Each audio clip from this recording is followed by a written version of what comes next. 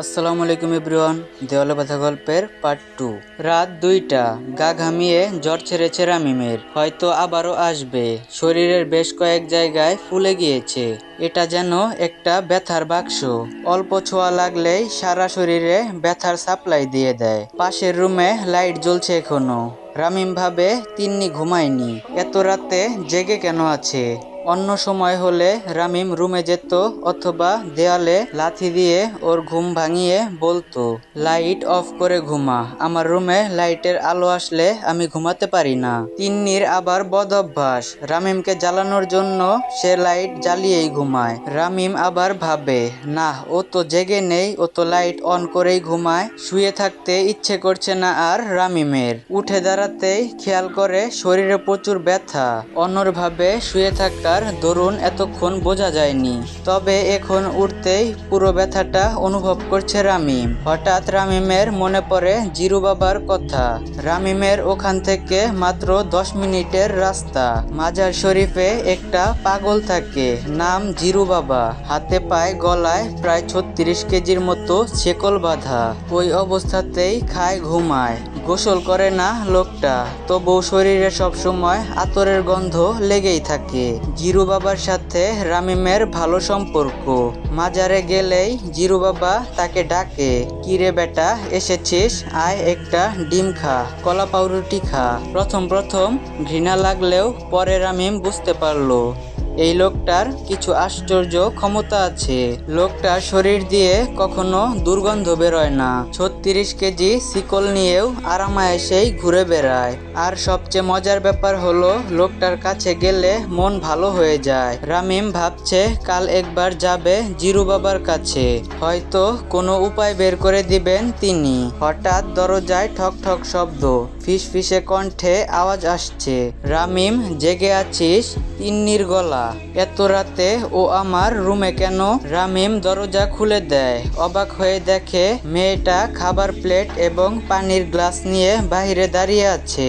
মায়া কাজ করে এই মেয়েটার ওপর, প্রচুর মায়া কাজ করে রামিমের। মুখ ফসকে রামিম বলেই ফেলে, তোকে এত সুন্দর কেন লাগছে আজকে? তিন্নি মাথা নিচু করে রুমে ঢুকে। প্রশ্নের উত্তর দেয় না রামিমের, ইশারায় ডাকে, আয় বস। রামিম আস্তে হাঁটে, 2 কদম এগোলেই বিছানা। এই 2 কদম যেন 2 কিলোমিটার পথ এমন মনে হচ্ছে রামিমের। শরীরে ভীষণ ব্যথা যে। তিন্নি রামিমকে বলে, বাবা তোকে খুব মেরেছে তাই না? তুই মারিসনি? মেরেছি, তবে তোর ভালোর জন্যই। কি এমন ভালো হলো আমার? জানি না, তবে তুই যেটা বলছিস সেটা সম্ভব না। হাজার হোক রামিম, আমি আর তুই ভাই বোন, একটু বোঝার চেষ্টা কর। তুই চাইলে সবই সম্ভব, তুই শুধু একবার বল, আমি নিজে চাই না। সত্যি চাস না তুই? আয় ভাত খাইয়ে ঔষধ খাইয়ে দেই, না হলে ব্যথা কমবে না তোর। রামিম উত্তর পায় না। তিন্নি খাইয়ে দেয়। রামিম খায়, আলাদা একটা স্বাদ তিন্নির হাতে।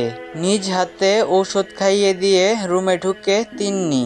রুমে ঢুকে রীতিমতো অবাক হয় তিন্নি। কামরুল সাহেব বসে আছেন তার রুমে। এত রাতে হঠাৎ তাকে রুমে দেখে অবাক হয় তিন্নি। কামরুল সাহেব হাসি মুখে প্রশ্ন করেন, রামিম খেয়েছে? হ্যাঁ। মেডিসিন?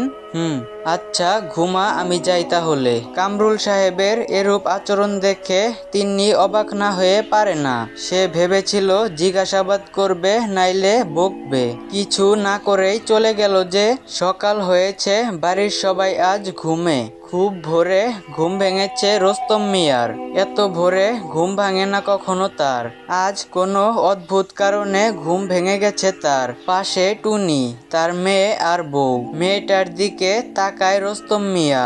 মেয়েটা একদম মায়ের মতো হয়েছে। সকাল সকাল ঘুম থেকে উঠার নামগন্ধ নেই।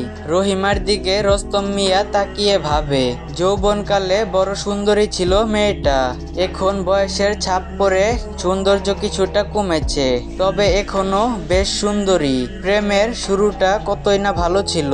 রোস্তম মিয়া সেদিন গাড়িতে করে নিয়ে আসে নাজমা বেগমকে, সাথে ছোটখাটো ফর্সা লজ্জাপতি একটা মেয়ে। রোস্তম মিয়া গাড়ির আয়নায় দেখে কয়েকবার, আবার রাস্তায় দেখে। মেয়েটা তার দিকে তাকিয়ে মুচকি হাসে। তারপর কাজ করতে করতে কথা হয়, এক সময় প্রেম।